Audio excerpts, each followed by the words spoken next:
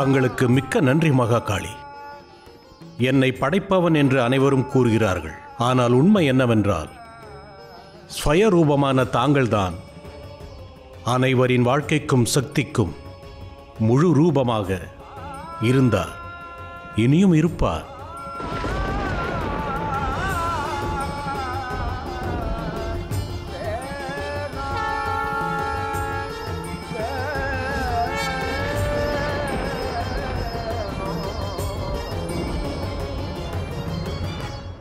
சகோதரரே, தாங்கள் என்னை விட்டு செல்லக்கூடாது.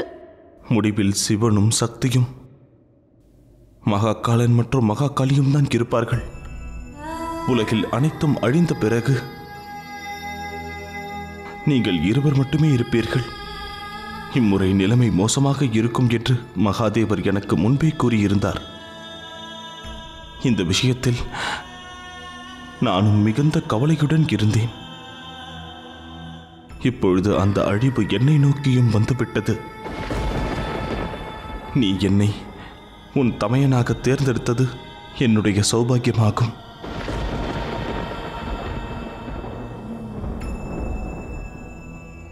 மிக்க நன்றி.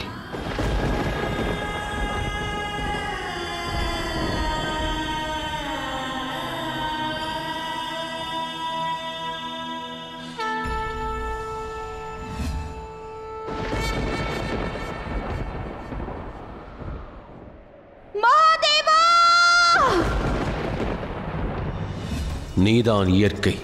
இயற்கையே பூரண திருப்தி அடைந்துவிட்டால் அழிவென்பது நிச்சயமாகிவிடும். காலச்சக்கரத்தில் நிர்ணயிக்கப்பட்ட அனைவரின் அழிவும் இப்போது உறுதியாகிவிட்டது. பிரம்மாவும் நாராயணரும் தேவர்களும் மற்றும் மகாதேவரும்.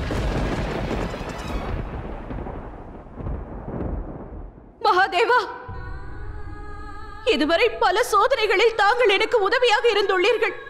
இப்பொழுது தாங்கள் என்னை தனியே விட்டு செல்லக்கூடாது. இதற்கு இப்படி ஒரு முடிவு ஏற்படக்கூடாது.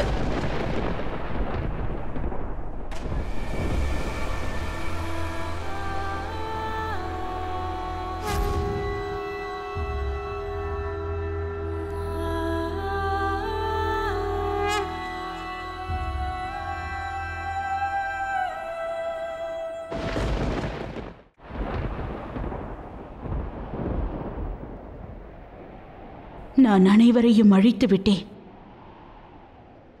இவ்வுலகையே நான் அழித்து விட்டேன். மகாதேவா, தங்களுக்கு என் மீது கோபம் இல்லையா? இல்லை. என் மனதில் எக்கணமும் உன் மீது கொண்ட அன்பே உள்ளது. அதீத அன்பாகும். எப்பொழுதும் மாறாத அதீத அன்பாகும். பயணிக்க இருக்கும் உனது யாத்திரையில் சிவன் தனது சக்தியை மட்டுமல்ல, இந்த கைலாய நாயகியை பெற்றது. நீ கனவொன்று கண்டதிலிருந்து இக்கணத்திற்காகவே நான் வெகு காலம் காத்திருந்தேன் கௌரி.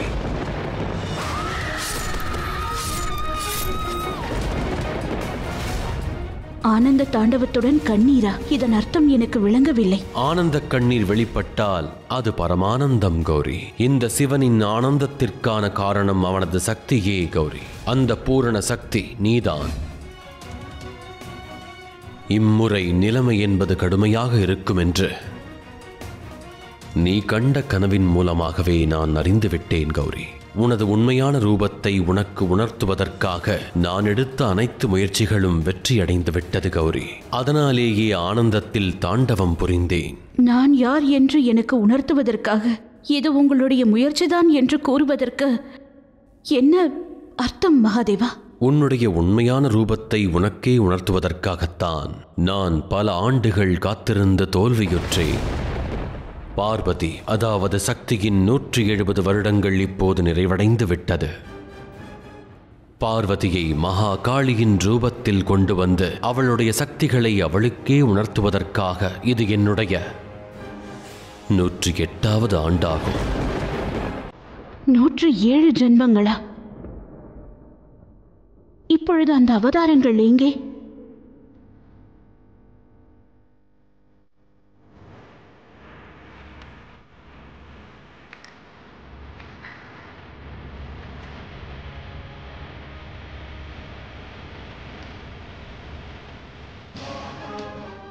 அதற்கான சமயம் வரும். உங்களுக்கு நிச்சயமாக விரைவில் முக்தி கிடைக்கும் என்று கூறினேன் அல்லவா?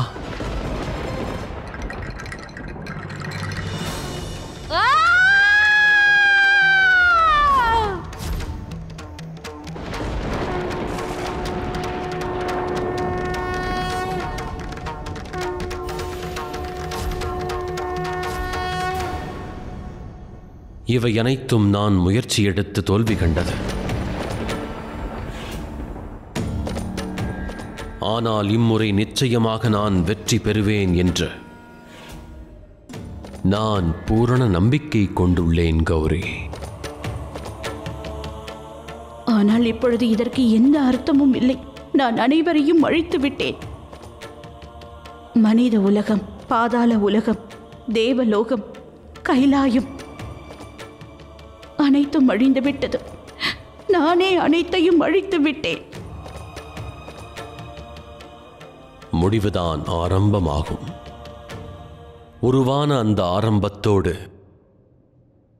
முடிவும் இணைந்துள்ளது என்பதை அறியும் நேரம் வந்துவிட்டது. இந்த க்ஷணத்திலிருந்து புதிய ஆரம்பம் உருவாகப் போகிறது.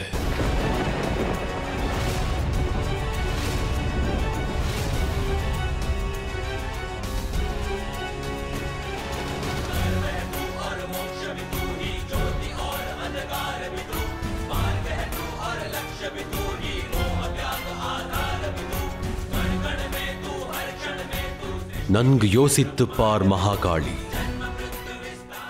சக்தியாக நீ யோசித்துப் பார். சிந்தனை செய் ஆதி மகா சக்தி.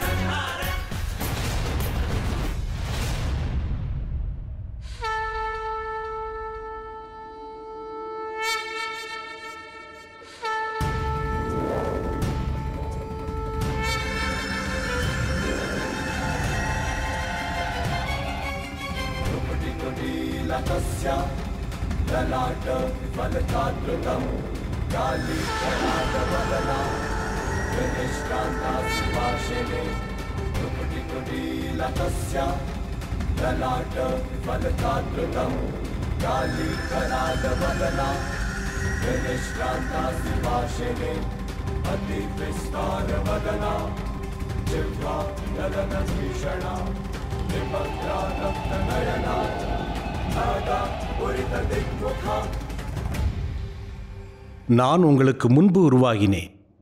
அதனால் தாங்கள் என்னை வழிபட வேண்டும். எனக்கு முன்பு நீங்கள் உருவாகினீர்கள் என்பதற்கான ஆதாரம் ஏதுமில்லை. ஆனால் முதலில் தோன்றியவர் யார் என்ற சந்தேகத்தை தூரம் செய்வது நமக்கு மிகவும் முக்கியமாகும். அதன் பிறகு அங்கே ஒரு பிரகாசமான வெளிச்சம் தோன்றியது. ஆம் மகாகாளி.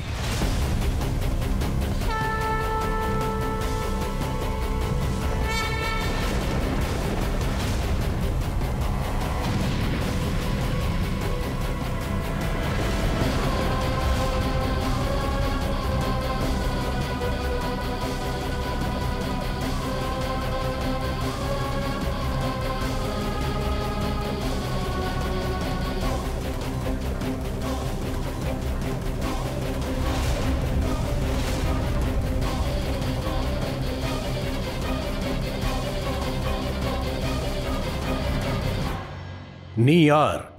என்னால் உங்களின் சந்தேகத்தை தீர்க்க முடியும். எங்கள் சந்தேகத்தை எப்படி நிவர்த்தி செய்ய முடியும்? உங்களில் எவர் இந்த ஜோதியின் முடிவையும் ஆரம்பத்தையும் காண்கிறார்களோ அவரே வெற்றி கொள்வார். மற்றவர் வெற்றி பெற்றவரை வழிபட வேண்டும்.